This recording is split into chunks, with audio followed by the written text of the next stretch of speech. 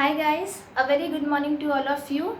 कैसे हैं आप सब? Hope you all are doing great in your studies. I am CS Rupali Manish Purohit and we are here to discuss your CA intermediate subject audit and assurance. Okay?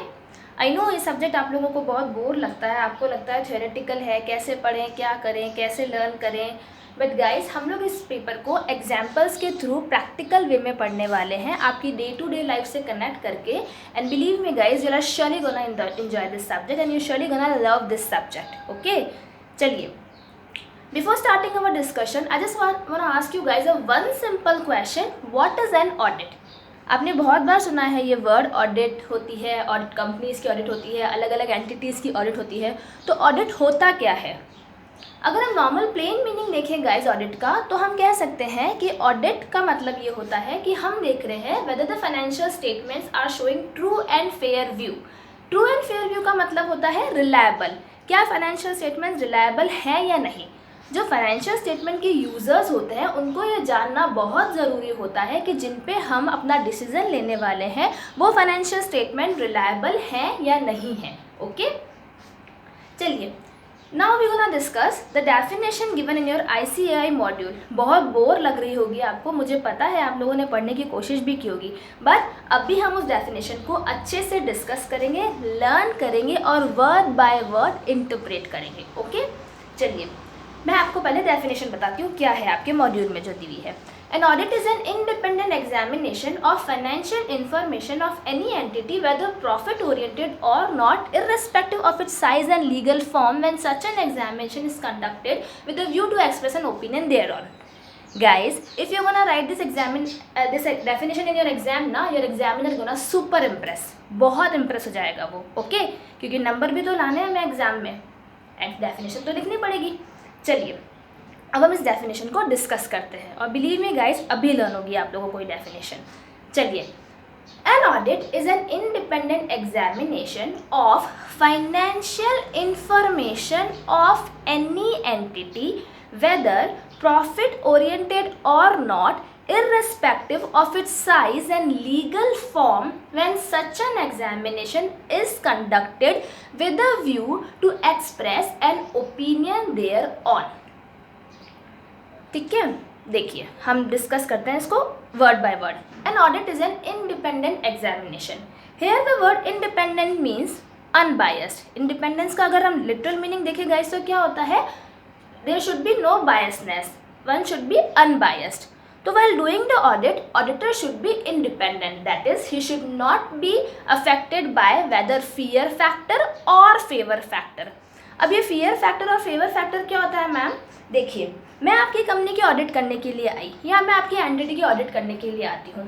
While doing the audit, मुझे कोई fraud वगैरह पकड़ में आता है तो मैं आपसे क्या बोलूँगी? सर, आपकी ये कंपनी में ये फ्रॉड हो रहा है और ना I am going to report in my audit report. मैं बताने वाली हूँ कि ये फ्रॉड वगैरह आपकी कंपनी में हुआ है। तो आप क्या बोलेंगे? मैडम, फ्रॉड तो होते रहते हैं, जाने दीजिए, क्या फ़र्क पड़ता है, वो सब हम देख लेंगे। हम तो आपको ये एकदम मस्त मेक माई ट्रिप से पैकेज टूर लेके देते हैं, आप जाइए और घूम के आइए फैमिली के साथ में। तो मैं क्या सोचूंगी? हाँ, ऑफ़र तो अच्छा है, जाने देते हैं फ्रॉड और घूम के आते हैं। क्या मुझे बीइंग ऑडिटर ऐसा करना चाहिए? बिल्कुल नहीं करना चाहिए गाइस। ये हो गया कि मैंने आपकी फर्म से, आपकी एंटिटी से फेवर्स लिए हैं, तो क्या मैं इंडिपेंडेंट रह पाऊँगी अपनी रिपोर्ट बनाते टाइम? नहीं, बिल्कुल नहीं रह पाऊंगी। तो ऑडिटर को फेवर फैक्टर से अफेक्टेड नहीं होना चाहिए, उसको इंडिपेंडेंट रहना चाहिए। नेक्स्ट हमारे पास में आता है fear factor. What is fear factor? मैं आपकी फर्म की ऑडिट करने के लिए आई हूँ और मुझे कोई फ्रॉड पकड़ में आया है, तो अब आप मुझे फियर दिखाएंगे। क्या फियर दिखाएंगे? मैंने बोला मुझे ये फ्रॉड पकड़ में आ गया, मैं रिपोर्ट करने वाली हूँ अपनी ऑडिट रिपोर्ट में, तो आप क्या डराएंगे, धमकाएंगे मुझे? खोल दे देंगे मेरे नाम की सुपारी दे देंगे, मर्डर करवा देंगे मेरा? नहीं, ऐसा कुछ नहीं करेंगे गाइस। आप मुझे किस तरह से डराएंगे? आप बोलेंगे ठीक है मैडम, कर लो ये ऑडिट इस साल की, तो कर दो रिपोर्ट ऑडिट रिपोर्ट में, नेक्स्ट टाइम हम भी देखते हैं आपको ये असाइनमेंट कैसे मिलता है। ओके, या फिर आप क्या करेंगे? मेरी फ़ीस रिटेन कर लेंगे कि मैम होने दो ऑडिट, हम भी देखते हैं फ़ीस कैसे मिलती है आपको, रुला के आपका पैसा आपको देंगे। ओके, या फिर क्या कर सकते हैं आप लोग? मुझे कोई डॉक्यूमेंटेशंस चाहिए, मुझे कोई डिटेल्स चाहिए, तो आप मुझे वो प्रोवाइड नहीं कराएंगे, आप लोग मेरे खिलाफ नॉन कोऑपरेशन मूवमेंट स्टार्ट कर देंगे। मैम कोई डिटेल नहीं मिलेगी, रिकॉर्ड्स अवेलेबल नहीं है, बंदा अवेलेबल नहीं है, ओके हमारे तो रिकॉर्ड्स चोरी हो गए, गुम गए, देख लो अब आपको कैसे ऑडिट करनी है ना। तो ये सब फियर आप मुझे दिखाएंगे। तो अगर मैं फियर फैक्टर और फेवर फैक्टर से अफेक्टेड हो जाऊंगी, बायस्ड हो जाऊंगी, तो मैं अपना इंडिपेंडेंट व्यू नहीं दे पाऊंगी, ओके। तो ऑडिट क्या होता है? It is an independent examination. मुझे ऑडिट करनी है, फाइनेंशियल स्टेटमेंट्स को देखने हैं, फाइनेंशियल इंफॉर्मेशन को देखना है इंडिपेंडेंट तरीके से। चलिए वापस से देखते हैं definition. N audit is an independent examination of financial information. Guys हम किसका एग्जामिनेशन कर रहे हैं? फाइनेंशियल इंफॉर्मेशन का। यहाँ पे वर्ड फाइनेंशियल इंफॉर्मेशन है, फाइनेंशियल स्टेटमेंट नहीं है। Can anyone of you tell me what is the difference between financial statement and financial information? Just have a think about it. Just सोचिए एक बार। देखिए क्या हम ऐसा कह सकते हैं कि financial information are the source on which financial statements are prepared? Okay. Financial statement हम मानते हैं बैलेंस शीट है, प्रॉफिट एंड लॉस स्टेटमेंट है, और फाइनेंशियल इन्फॉर्मेशन कैसे कौन सा होगा? ऐसी कोई भी इंफॉर्मेशन जिसके बेसिस पे हम फाइनेंशियल स्टेटमेंट तैयार करते हैं। For example sales invoice, purchase invoice, आपके वाउचर्स हैं, आपके एग्रीमेंट्स हैं, कॉन्ट्रैक्ट्स हैं, ये सब फाइनेंशियल स्टेटमेंट होते हैं क्या? नहीं गाइज, ये फाइनेंशियल स्टेटमेंट नहीं होते हैं। These all are called financial information, और इसके बेसिस पे हम फाइनेंशियल स्टेटमेंट्स प्रिपेयर करते हैं। So audit is an independent examination of financial information of any entity whether profit oriented or not। देखिए क्या बोला गया है? कोई भी एंटिटी हो सकती है, whether profit oriented or not।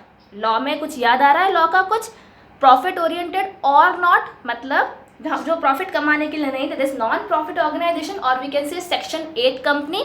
Examples, आप रिलायंस की भी ऑडिट करते हैं और आप रिलायंस फाउंडेशन की भी ऑडिट करते हैं, जो कि एक नॉन प्रॉफिट ऑर्गेनाइजेशन है, ओके।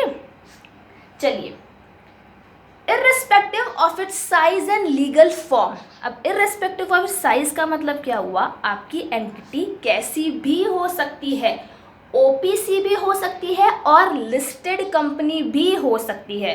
दोनों के ऑडिट करते टाइम आपका व्यू इंडिपेंडेंट होना चाहिए। दैट इज आपको यही देखना है कि financial statements are true and fair view. आप ये नहीं कह सकते ये तो ओपीसी है, ये तो बहुत छोटी सी कंपनी है, इसकी क्या ऑडिट करनी, इस पर क्या ट्रू एंड फेयर व्यू देना मैडम? नहीं, you can say like this, okay.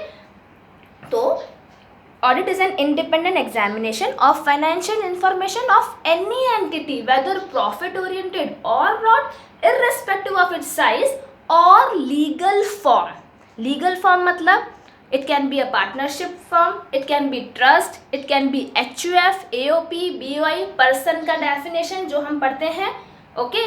तो किसी की भी ऑडिट हम करेंगे, हमें यह पता लगाना है कि वो true and fair view show कर रहा है या नहीं कर रहा है।